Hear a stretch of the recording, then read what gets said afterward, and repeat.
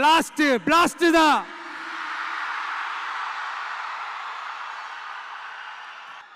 இது இன்னைக்கு நேத்தெல்லாம் நடக்கலைங்க.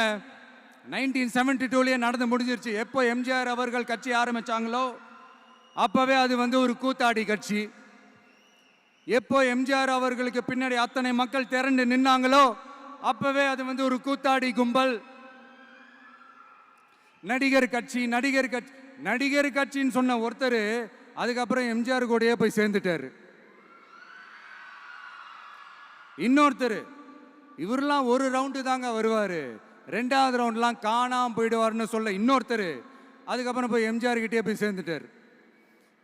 ஸோ இந்த மாதிரி இவங்க 2 பேர் மட்டும் இல்லை, ஒட்டுமொத்த தமிழ்நாட்டு மக்களும் எம்ஜிஆர் அவர்கள் கூட தானே போய் சேர்ந்தாங்க. அதனால இது வரலாறு.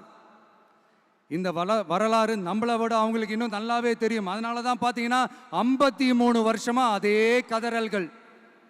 கூத்தாடி கூட்டம், நடிகர் கட்சி, நடிகர் கூட்டம். இப்படி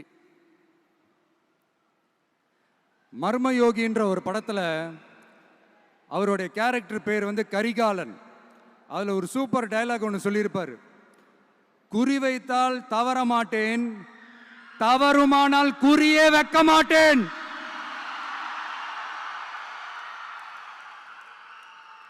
இதெல்லாம் யாருக்கு சொல்றோம், எதுக்கு சொல்றோம்னு புரிய வேண்டியவங்களுக்கு புரிஞ்சா நல்லா இருக்கும்.